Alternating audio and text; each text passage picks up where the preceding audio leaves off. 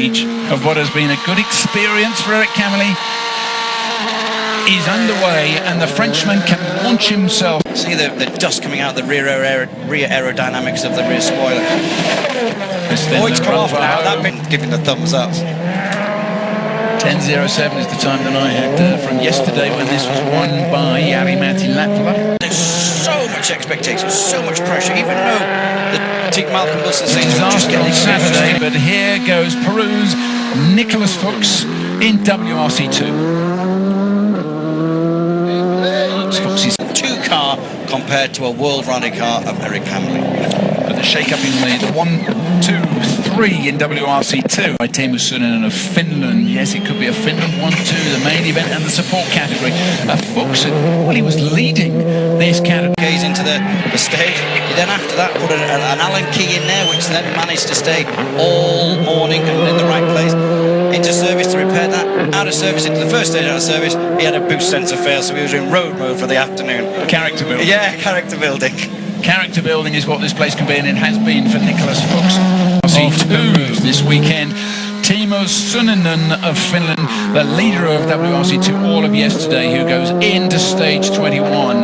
Well, I wish I could recount what the producers have just whispered in my ears to you, Julian, but I'm afraid I can't. I'd end up in a legal case. But yes, he is. Like yourself, Julian. That's it. I mean, the Skoda Fabia R5, it's the first time in the R5 car. He has had a Skoda Fabia Super 2000 up until this point. The Toyota team are putting their drivers through to get the experience. Sunninen doing a great job. He wasn't registered for WRC2 points when he was in Sweden and in Monte Carlo, but he got a point in Sweden, but he is enjoying a rich vein of form. Elfyn Evans, winner of the first round of the British Rally Championship this weekend, winner of the first 2 rounds, not just in rally, not just in motorsport, but in all sports. It's Mexico's Bonita Guerra. Did have that huge dump, didn't he, to start the rally off in a... Flew flat. WRC machinery, it's a Ford Fiesta RS for him. A man who has had a year off. He hasn't driven a rally car since his performance here last year. WRC start number 25, but Benito in Rally 2 regulations won't be troubling the scorers, I don't think. And his challenge weekend has been to get his confidence back after a big jump in which he came to grief in stage 5 and then stopped after 10 kilometres of stage 5. Top of the piano because Lorenzo Bertelli started this morning from 8th place, about a minute off Martin Prokop and none of the privateers, but by my reckoning he's on touch on padding when we see him again. We've got something to say about that. Bertelli on a bit of a mission. Well, we're right with the potentially 8th place if he manages it. With career high 9th in Italy was his best up until this point. Ditch. And then as they climb up the hill, when you had the head-on shot, see how much cleaner the road is now from when the first car Camely came through. The next shot when we switched to it.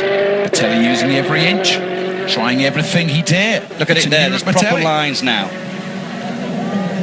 How will he shape up against those fastest times? Well, Eric, it's not really much in comparison to what you do on the Dakar, which is where he's been for the beginning of the year, but now he's off into his debut event in his 2016 WRC. Did hear a story that Martin might not go to Argentina yet, so we'll just have to wait and see. He loves Mexico. Climbing up the hill in Fiona. Every one of his cars is known as Fiona. The car looking in much better nick. It's one of those peculiar realisations of the rally. Just gives a lot over the weekend of the need to be precise and neat, and also very fast. As long as to the Hyundai, Tanak on his way. Big jump. I think he'd prefer it that way. Another solid point scoring position. It's 3 in a row for him. Well, inevitably he was asked about the loss. It's like some kind of like presentation case with the goggles that he wore on the podium and a few other bits and bobs that came from the rally last year. I don't know whether it was given to some fans or some sponsors or something, but they made a presentation of all the stuff that they salvaged from it. So, Oit, you may not want to talk about the lake last year, but we certainly do.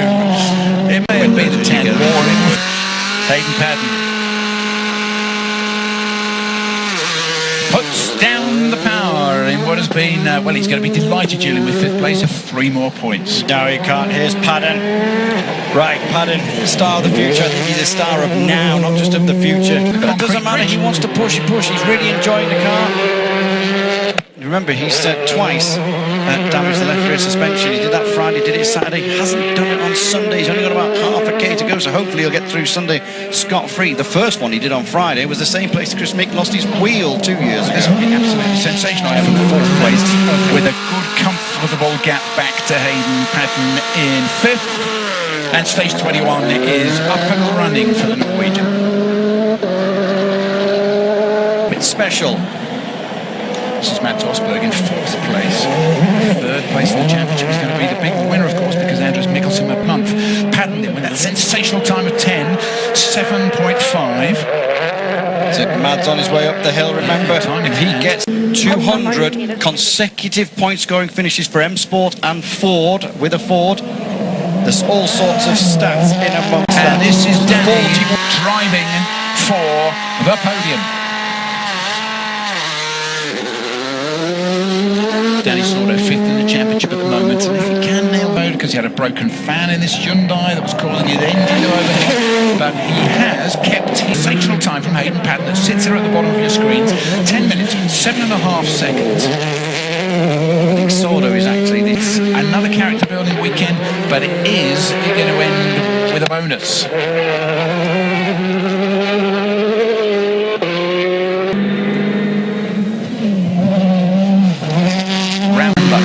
As the world champion and the defending champion, the championship leader, launches himself into the final stage of Rally Mexico. And you know, Julian, down for this one, as he comes up to this crest, keep your eyes on this time of 10. Now, the man that has been battling with Ogier for the first 2 rounds of the season, Chris Meek, not here this weekend. He was in Mexico for the recce, flew home on Wednesday. How does he do this rally after rally? Doesn't matter where he is, what he's got in the bag, what he's achieved, how he's feeling, he still somehow manages almost to battle himself and get these extra points on the power stage. Keep your eyes on the clock. He's ruthless. I think it's a blissful Safety we're about to find out, but I'm not sure whether he's probably prepared to put it all on the line for those extra 3 points. He's got 25, as Hayden said. Volkswagen's probably going to take 1st and 2nd. Into Argentina, on the limit, pushing as hard as he can.